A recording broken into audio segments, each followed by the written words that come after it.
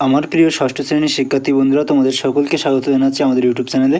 তো আশা করছি তোমরা সকলেই খুব ভালো আছো। তো আজকের পর্বে যে গুরুত্বপূর্ণ বিষয় নিয়ে আলোচনা করবো সেটি হচ্ছে ষষ্ঠ শ্রেণীর ইতিহাস এমসিকিউ, অর্থাৎ থার্ড সাবমিটিভ এক্সামিনেশনের জন্য বা ফাইনাল বা থার্ড ইউনিট টেস্ট বা তৃতীয় পর্যায়ক্রমিক পরীক্ষার জন্য যে এমসিকিউ হয়ে থাকে, ঠিক আছে। 14খানা এমসিকিউ করতে হয়। এর আগে আমি তোমাদের পার্ট 1-এ কিন্তু 98খানা দিয়েছি, আর এই পার্টে আমি তোমাদেরকে আরও প্রায় 100-র মতো এমসিকিউ দেবো। তোমরা ধৈর্য সহকারে এমসিকিউগুলো দেখে নাও, ঠিক আছে। এর আগেরটা তোমরা পার্ট 1টা তোমরা উপরে আই বাটন থেকে পেয়ে যাবে। উপরে আই বাটন থেকে তোমরা দেখে নেবে এবং সমস্ত প্লে লিস্ট কিন্তু আমি উপরে আই বাটনে বা চ্যানেলের প্লে লিস্টে তোমরা পেয়ে যাবে বা এন্ড স্ক্রিনেও তোমরা পেয়ে যাবে, ঠিক আছে। তো দেখো, এর আগে আমি তোমাদের ইতিহাসের দিয়েছি দিয়েছি মধ্যশিক্ষা পর্ষদ এই নমুনা প্রশ্নপত্র থেকে, ঠিক আছে। এই প্রশ্নপত্র থেকে আমি তোমাদের যে 6 হয় মডেল কোশ্চেন সেট 6 অবধি কিন্তু আমি দিয়েছিলাম, ঠিক আছে। মডেল কোশ্চেন সেট 6 অবধি আমি কিন্তু কমপ্লিট করে দিয়েছিলাম। তো আজকের এই পর্বে আমি 7 থেকে 12 অবধি সমস্তটা দিয়ে দেবো। তোমরা যদি এইগুলো করে যাও, আমি আশা করবো তোমরা কিন্তু এখান থেকে সমস্ত কোশ্চেন কমন পেয়ে যাবে। তো দেখো, পরপর সমস্ত কোশ্চেনগুলো তোমরা দেখে নাও। প্রথম এখানে কোশ্চেন বলা হচ্ছে ইন্দো আর্য ভাষা সবথেকে পুরনো সাহিত্য কোনটা? এটা হবে ঋক সংহিতা। তারপরটা দেখো, এর মধ্যে কোন জায়গাতে চিত্রিত ধূসর মাটির পাত্র পাওয়া যায় না? এটা হবে মেহেরগড়। তারপরে দেখো, মেগালিথ পাওয়া গেছে এমন একটি জায়গা হলো কোনটা? এটা হবে বুরজাহম, ঠিক আছে। তারপর দেখো, দক্ষিণ ভারতের একমাত্র জনপদ ছিল কোনটা? এটা হবে অশোক। তারপরে সুদ গ্রহণ করা কোন ধর্মে নিন্দার বিষয় ছিল? এটা হচ্ছে ব্রাহ্মণ্য। তারপরে সেলুকাস নিকেটের সেনাপতি ছিলেন কে? এটা হবে আলেকজান্ডার। তারপরে বকাটক শক্তি দাক্ষিণাত্যে বড় হয়ে দেখা দেয় 225 খ্রিস্টাব্দে। গুপ্ত আমলে কোন বন্দরের খ্যাতি বেড়েছিল? এটা হবে তাম্রলিপ্ত, ঠিক আছে। তার পরবর্তী কোশ্চেন দেখো, অদ্য মাগধী ও প্রাকৃত দুই ভাষাতেই সাহিত্য লিখত কারা? জৈনরা। তারপরে দেখো, লাল চুনাপাথর বেশি ব্যবহৃত হতো কোথায়? মথুরা শিল্পরীতিতে। তার পরবর্তী কোশ্চেন, প্রথম লিখিত আইন চালু করেছিলেন কে? হামুরাবি, ঠিক আছে। পরবর্তী কোশ্চেনগুলো দেখে নাও। পরবর্তী কোশ্চেন এখানে বলা হচ্ছে গ্রিস বা রোম বা ব্যাবিলন বা মিশর এর নগররাষ্ট্রগুলিকে বলা হতো পলিশ। এটা হয়ে যাবে কি? গ্রিস, ঠিক আছে। আলেকজান্ডার পারস্য অভিযান করেন কি? প্রথম দারাইবৌস, ঠিক আছে। তার পরিবর্তে দেখো, এর আমলে শিলভদ্র ছিল কি? নালন্দা মহাবিহারের ছাত্র। তো আশা করি মডেল কোশ্চেন সেট 7 বুঝতে পারলে। এর পরবর্তী মডেল কোশ্চেন সেট হচ্ছে 8।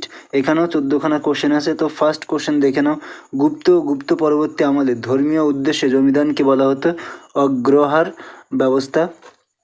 দাক্ষিণাত্যের কৃষ্ণমৃত্তিকাতে ভালো চাষ হতো কি? কার্পাস বা তুলোর। তারপরে বস্ত্রশিল্পের কেন্দ্র হিসেবে বিখ্যাত ছিল কি? বারাণসী।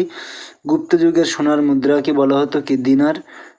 ফাসিয়ানের মতে নগরের বাইরে থাকতো কারা? এটা হবে চণ্ডালরা, ঠিক আছে। নেক্সট কোশ্চেনগুলো দেখে নাও। ঋগ্বেদের ভাষা ছিল কি? এটা হবে ছান্দস। তার পরবর্তী কোশ্চেন, চরক সংহিতা হলো একটি কি? চিকিৎসা সংক্রান্ত গ্রন্থ। শূন্য সংখ্যা হিসেবে প্রথম ব্যবহৃত করেন কি? আর্যভট্ট। দশাবতার মন্দির অবস্থিত দেওঘরে। সুশ্রুত সংহিতায় প্রধান যন্ত্র বলা হয়েছে কি? হাতকে। বাহেলিক দেশের অপর একটি নাম হচ্ছে ব্যাকটেরিয়া। তারপর দেখো, ভারতীয় উপমহাদেশে পল্লব নামে পরিচিত ছিল কে? পার্থীয়রা। শক শাসন নহপান যে বন্দরটি অবরোধ করেছিলেন তা হলো কি? কল্যাণ বন্দর। সেন্ট থমাস খ্রিস্ট ধর্ম প্রচারের জন্য ভারতীয় উপমহাদেশে এসেছিলেন কার আমলে? এটা হবে গন্ডো ফার্নেস, ঠিক আছে। তো বন্ধুরা, এই ছিল তোমাদের মডেল কোশ্চেন সেট 8। এবারে আমরা মুভ করবো মডেল কোশ্চেন সেট 9-এ। তো মডেল কোশ্চেন সেট 9-এ কি বলা হচ্ছে দেখো, সূর্য দেবতা সবিত্রীর উদ্দেশ্যে রচিত হয়েছিল কি? গায়ত্রী মন্ত্র। পরবর্তী বৈদিক সাহিত্যে হেয় করে দেখানো হয়েছে কি? বৈশ্যদের, ঠিক আছে। এটা হবে বৈশ্যদের। তারপরে পঞ্চমহাব্রত প্রবর্তন করেন কে? এটা হবে মহাবীর। তারপর ঋগ্বেদ বর্ণ বলতে প্রথম দিকে বোঝাতো কি? গায়ের রং। তারপরে দেখো, সমুদ্র যাত্রাকে পাপ হিসেবে দেখতেন ব্রাহ্মণরা। তারপরে হবে সরকারি বলা হতো কাদের? এটা হবে চন্দ্রগুপ্তকে। ওয়ার কথার মানে হলো এটা হবে কি শহর। তারপরে গুপ্ত সাম্রাজ্যের প্রদেশগুলিকে বলা হতো কি ভুক্তি। হর্ষবর্ধন রচিত নয় কি মুদ্রা রাক্ষস। গুপ্ত পরবর্তী আমলে ধর্মীয় উদ্দেশ্যে জমিদানকে বলা হতো কি অগ্রহার। তারপরে প্রাচীন ভারতে গণিত সবচেয়ে বেশি বিকশিত হয়েছিল ব্রহ্মগুপ্ত। ঠিক আছে। প্রাচীন ভারতীয় উপমহাদেশে চিকিৎসা শাস্ত্রকে বলা হতো উপবেদ। ঠিক আছে। নেক্সট কোশ্চেনগুলো দেখে নাও। নাটকের পদ্মাকে সংস্কৃতে বলে জবিনিকা। সংস্কৃতে কি বলা হয়? জবিনিকা বলে। সুয়াংজাং চীন থেকে উপমহাদেশে এসেছিলেন 630 খ্রিস্টাব্দ। ঠিক আছে। তো বন্ধুরা আশা করি তোমরা এই সেটগুলো বুঝতে পারলে। পরবর্তী সেট দেখে নাও, মডেল কোশ্চেন সেট 10। এই মডেল কোশ্চেন সেট 10এও অনুরূপভাবে তোমাদের 14খানা কোশ্চেন দেওয়া আছে। তো প্রথম কোশ্চেন বলা হচ্ছে ইন্দো আর্য ভাষার সব থেকে পুরানো সাহিত্য হলো কি? এটা হবে কি ঋগ্বেদ। একলব্যের গুরু ছিলেন কে? এটা হবে দ্রোণাচার্য। 10 রাজার যুদ্ধে জয়ী হয়েছিলেন কে? সুদাস। তারপরে মার্গ কথার অর্থ হচ্ছে পথ। বজ্জীদের রাজধানী কোথায় ছিল? এটা হবে বৈশালী। ঠিক আছে। পরবর্তী কোশ্চেনগুলো দেখো। অর্থশাস্ত্রের লেখক হলেন কে? এটা হবে কৌটিল্য। হাতি গুপ্ফা শিলালেখ থেকে কার বিষয়ে জানা যায়? এটা হবে খারবেল। ইন্তুহল কথার অর্থ হচ্ছে কি ভারতবর্ষ। নেক্সট কোশ্চেন দেখো। কোন অঞ্চলে শালি ধানের চাষ বেশি হয়? এটা হবে মগধ। কম্বনের রামায়ণে সর্বাধিক গুরুত্বপূর্ণ ব্যক্তিত্ব হলো কি? রাবণ। দশাবতার মন্দির অবস্থিত কি? দেওঘরে। তারপরে দেখো উপবেদ বলা হতো কাকে? চিকিৎসা শাস্ত্রকে। সেলিউকাসের দূত হয়ে মৌর্য দরবারে এসেছিলেন কে? মেগাস্তিনিস। পরবর্তী কোশ্চেনগুলো দেখো। পরবর্তী কোশ্চেন এখানে বলা হচ্ছে তাম্রলিপ্ত বন্দর অবস্থিত কোথায়? পূর্ব মেদিনীপুরের তমলুকে। ঠিক আছে বন্ধুরা, তো আশা করি এটা বুঝতে পারলে। পরবর্তী কোশ্চেন দেখো, মডেল কোশ্চেন সেট 11। এখানে ফার্স্ট কোশ্চেন বলা হচ্ছে ইন্দো ইরানি গোষ্ঠীর একটি শাখা, ঠিক আছে, উত্তর পশ্চিম সীমান্ত হয়ে ভারতীয় উপমহাদেশে পৌঁছেছিল।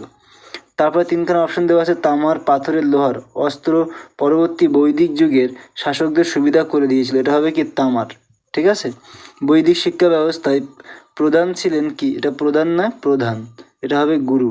ঠিক আছে। আর্য সত্য ড্যাশ ধর্মের অঙ্গ, বা এটা হবে কি? বৌদ্ধ ধর্মের অঙ্গ। পার্শ্বনাথ ছিলেন মহাবীরের 250 বছর আগের মানুষ। আলেকজান্ডারের মৃত্যু হয়, এটা হবে কি? ব্যাবিলনে। অশোককে বৌদ্ধ ধর্মে দীক্ষা দেন কি? উপগুপ্ত। প্রাচীন ভারতের জলসেচ প্রকল্পগুলিকে কি বলা হয়? সেতু বলা হতো। গুপ্তদের সময়ে দক্ষিণের, এটা হবে কি? বাকাটক। সাতবাহন রাষ্ট্রকূট শাসকেরা কোন মুদ্রা চালু করেননি?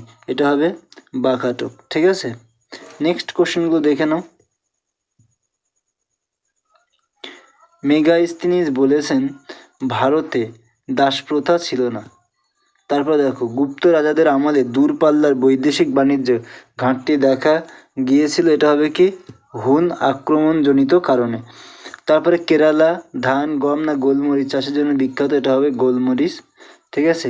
সেন্ট টমাস খ্রিস্ট ধর্ম প্রচারের জন্য ভারতীয় উপমহাদেশে এসেছিলেন কার আমলে? এটা হবে গন্ডোফার্নেস। ঠিক আছে। মেসোপটেমিয়া শব্দের অর্থ হচ্ছে কি? 2 নদীর মধ্যবর্তী দেশ। তো বন্ধুরা আশা করি তোমরা এটা বুঝতে পারলে।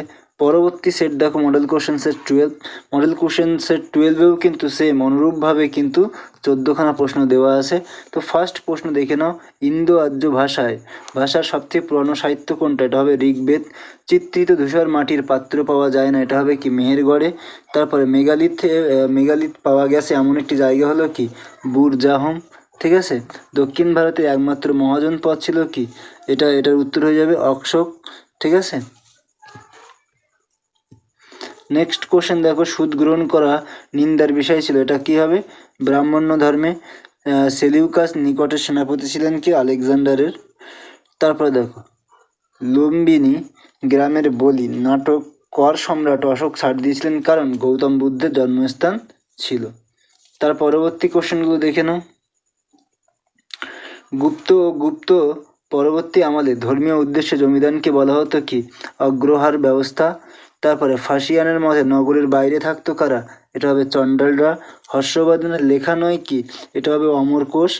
সুশ্রুত সংহিতায় প্রধান যন্ত্র বলা হয়েছে কি? হাতকে। তারপরে মহাকাব্য নয়, এটা হয়ে যাবে মহাভাষ্য। ঠিক আছে, তার পরবর্তী কোশ্চেন দেখো, সেন্ট থমাস খ্রিস্ট ধর্ম প্রচারের জন্য ভারতীয় উপমহাদেশে এসেছিলেন কার আমলে? এটা হবে গন্ড্রোভ ফার্নিসের আমলে। ঠিক আছে, তিনেরটা হয়ে যাবে রাইট অ্যান্সার।